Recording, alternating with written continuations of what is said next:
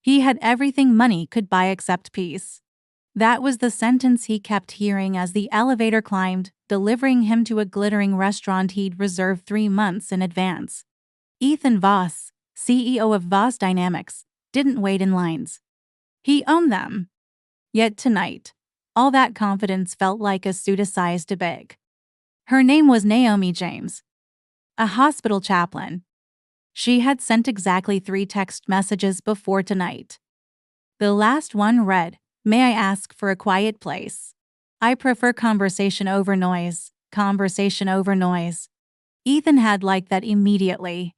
He'd built a life on controlled noise deals, numbers, dinners where no one really tasted the food.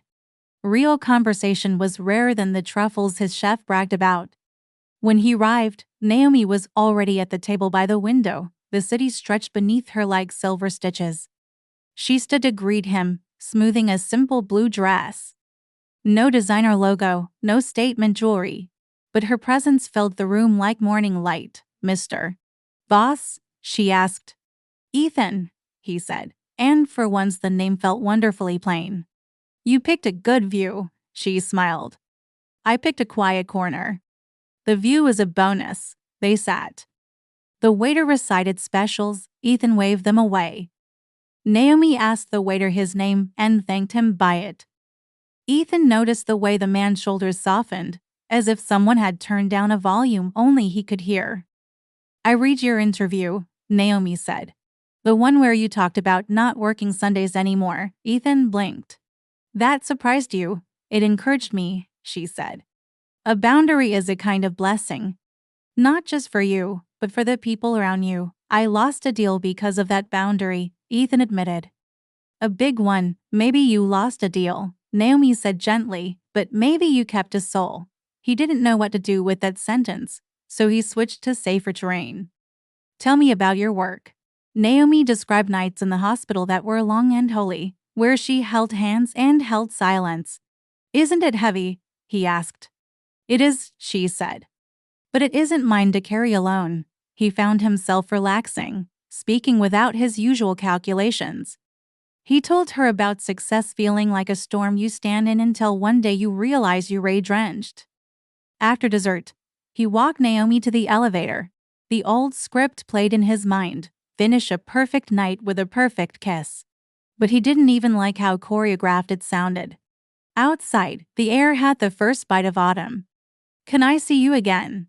Ethan asked. "I'd like that," she said. "If we keep it honest." "Honest," he repeated.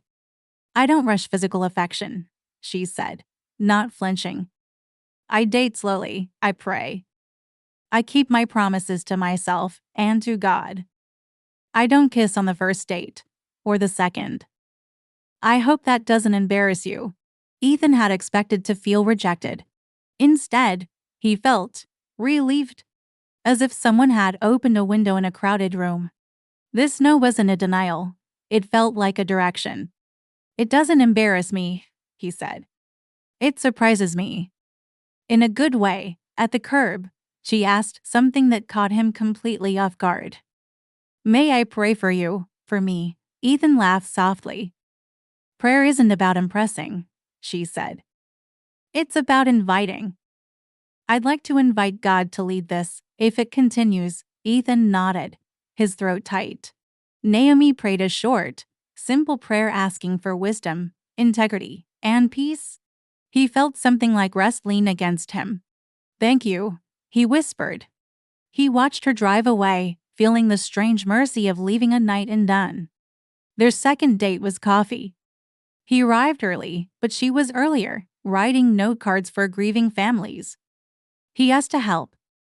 For an hour, they wrote quietly, choosing words that felt like hands.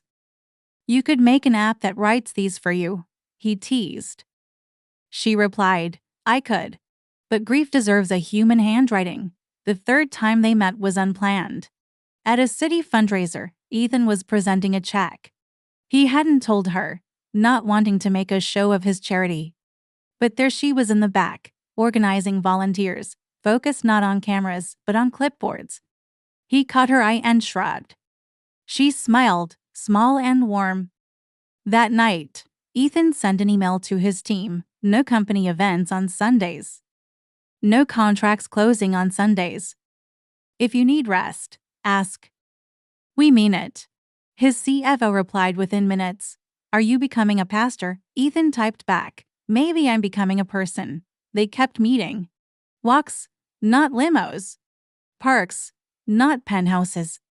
Once, he started to lean in, just for closeness.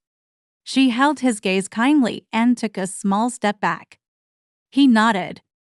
Something in him liked the way his desire had to learn patience, like a strong dog learning to heel. Then, the crisis came. A journalist published an article twisting an old business deal into a new scandal. His team advised silence. Don't, Naomi said when he called her. Don't run. Tell the truth. The truth is complicated, he argued. If I admit we mishandled it, we'll take a hit. If you don't, your soul will, she said.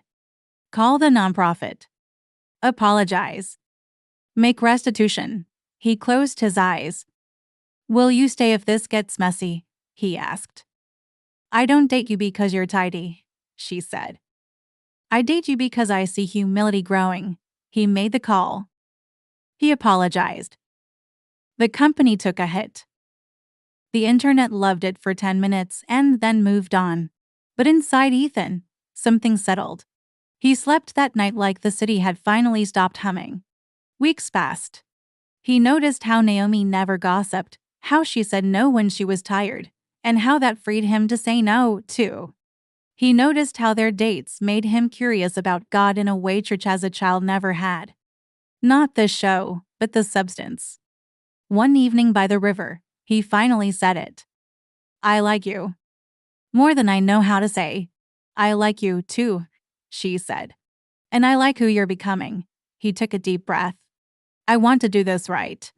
I want to learn your faith, your boundaries. Not to perform. To participate, she smiled. Would you like to start a devotional with me? Once a week. We read, we pray, we ask hard questions. Yes, he said, too quickly, then laughed. Yes, they started with simple passages. Love is patient. Love is kind. They chose to serve together, stocking a food pantry after their Saturday breakfast. There were awkward moments. Times he reached for her hand and she paused before interlacing their fingers. Times she cried after a hard day, and he learned just to listen instead of trying to fix it. At the 3-month mark, Ethan planned a surprise. The same restaurant, the same corner table. But this time, something was different. The florist from the sidewalk, the one Naomi had spoken to on their first date, was waiting with a single white rose. Naomi, Ethan began, thank you for teaching me that no is a redirection. I'm not asking for marriage tonight. I'm asking for courtship. Intentional, slow, accountable. I want us to build something that won't require us to unbuild ourselves later. Naomi's eyes shone. That's the most beautiful proposal that isn't a proposal I've ever heard, she said. Double quotes, yes. Let's court with intention. Outside, she stopped near the curb. Ethan, may I give you a gift? You already have, he said. She took his face in her hands and kissed his forehead. A benediction. A blessing. Thank you, he whispered. For what? She asked. For waiting until the right time for the right kind of first kiss. He used to have everything money could buy except peace. Now, he had a path to it, one patient yes at a time. If you believe that true love honors boundaries and faith, subscribe for more stories like this. Let us know your favorite moment in the comments. And share this video if you believe boundaries are blessings. Thanks for watching.